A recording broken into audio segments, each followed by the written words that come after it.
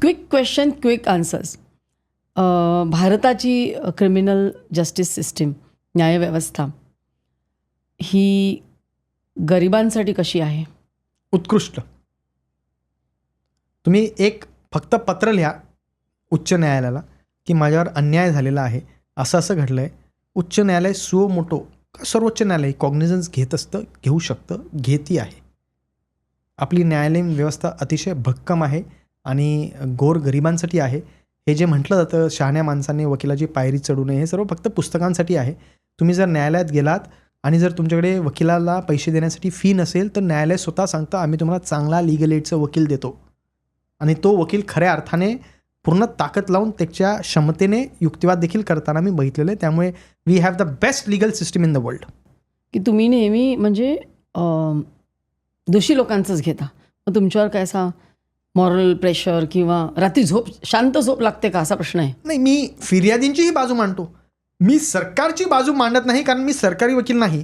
परंतु एखाद्या फौजदारी खटल्यात म्हणजे क्रिमिनल ट्रायल, क्रिमिनल केसमध्ये कंप्लेनंट देखील युक्तिवाद करू शकतो आणि कंप्लेनंटला अधिकार आहे, फिर्यादी ज्याला म्हणतो. आणि मी अनेक हजारो प्रकरणं फिर्यादींच्या वतीने चालवले आहेत. त्यामुळे असं बिलकुल नाही की मी फक्त जे निर्ढावलेले आहेत त्यांचीच बाजू मांडतो, असं बिलकुल नाही आहे. मी फिर्यादीचीही बाजू मांडतो, ज्यांच्यावर खोटे आरोप केले जातात त्यांचीही बाजू मांडतो. आणि मला झोपही छान लागते कारण मी कुठल्याही गोष्टीचा तणाव घेत नाही, प्रेशर घेत नाही. मी अतिशय प्रामाणिकतेने सत्सद विवेक बुद्धीला पटणाऱ्याच गोष्टी करत असतो.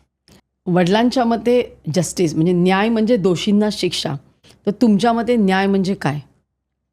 निर्दोषांना अन्याय होता कामा नये. अरे वा, hats off to your answers.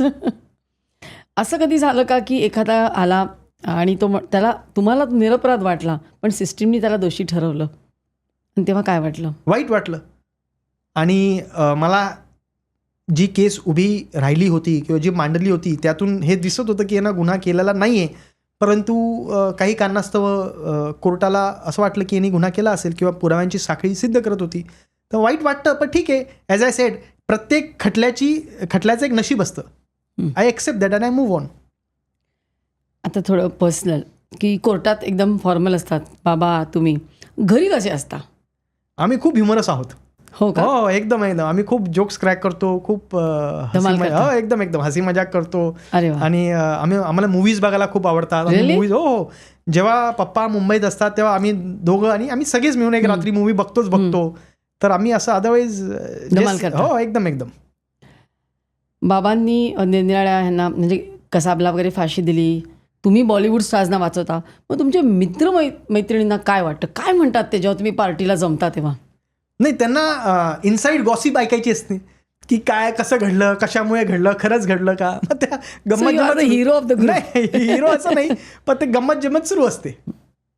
आता न्यूयॉर्कच्या कोर्टातला अनुभव आणि मुंबईच्या कोर्टातला अनुभव ह्याच्यामध्ये एकदम असा कॉन्ट्रास्ट, असं काही धक्का बसणारं असं काही आढळलं का? ती सिस्टीमच पूर्ण वेगळी आहे. तिकडे ज्युरी सिस्टीम आहे, आपल्याकडे ज्युरी सिस्टीम नाही आहे. तिथे प्रत्येक राज्य स्वायत्त आहे पूर्णपणे. आपल्याकडे तशी नाही आहे. अमेरिका इज 50 स्टेट्सला एकत्र बांधून तयार झालेला युनायटेड स्टेट्स ऑफ अमेरिका आहे आणि फेडरल स्ट्रक्चर आहे. आपल्याकडे तसं नाही आहे. त्यामुळे न्यायालयीन व्यवस्था पूर्णपणे वेगळी आहे. परंतु आपलं संविधान हे अतिशय सक्षम आहे, भक्कम आहे. आणि मला वाटतं आपल्या संविधानासारखं कुठलं दुसरंही संविधान नाही. कारण डॉक्टर बाबासाहेब आंबेडकरांनी जेव्हा संविधान तयार केलं, लिहिलं, तेव्हा सगळ्या संविधानांचा खऱ्या अर्थाने त्यांनी तौलनिक अभ्यास केला.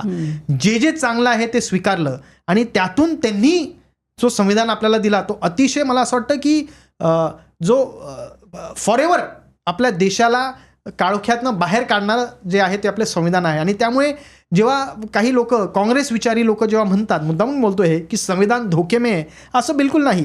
संविधान कधीच धोक्यात येऊ शकत नाही आणि कोणीही संविधानाला धोक्यात आणू शकत नाही.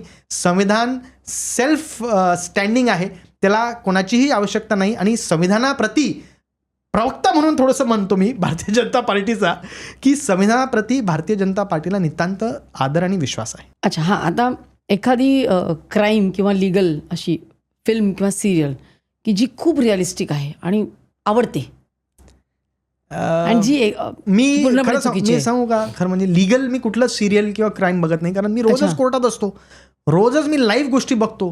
त्यामुळे जेव्हा तुम्ही लाईव्ह गोष्टी बघता तेव्हा तुम्ही कशाला तुम्ही मग सिरियल. दुसरी कुठली कधी सिरियल किंवा फिल्म आवडली? मला सगळेच पिक्चर आवडतात. अच्छा, ते सांगायचं नाही काही.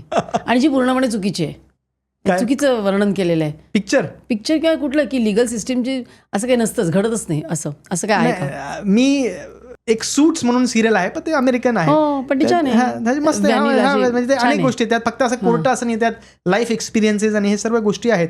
त्यामुळे ते सिरियल मी बघितलेलं आहे. परंतु इंडियन जे मी एवढे हा पिक्चर मी बघितला होता, नाना पाटेकरांचाच होता. पुण्यात ते करतात 1970s मध्ये, जोशी अभ्यंकर, खून खटला. तो एक सुंदर पिक्चर मला आवडला होता. पण हे व्हिडिओ रेकॉर्डिंग वगैरे एव्हिडन्स असतो का? व्हिडिओ रेकॉर्डिंग व्हॉट्सॲप वगैरे मेसेज वगैरे हो असतो ना. पण ते हल्ली एआयच्या मदतीने मग त्यासाठी ते फॉरेन्सिक थ्रू कन्फर्म करावं लागतं. हे आता प्रश्न क्रिमिनल लॉ की सिव्हिल लॉ की कॉर्पोरेट लॉ असं मला विचारायला लागेल. Criminal always criminal law. आणि डॉक्टर झाला असतात तर काय झालं असतं? कारण मला आता दिसतं की वकील म्हणून तर यू आर लाईक डॉक्टर झाला असतो तर इथे कदाचित आलो नसतो. ही क्लिप शेवटपर्यंत बघितल्याबद्दल खूप खूप धन्यवाद. संपूर्ण एपिसोड बघण्यासाठी खाली दिलेल्या लिंकवर क्लिक करा आणि सर्व काही चॅनलला सबस्क्राईब करायला विसरू नका.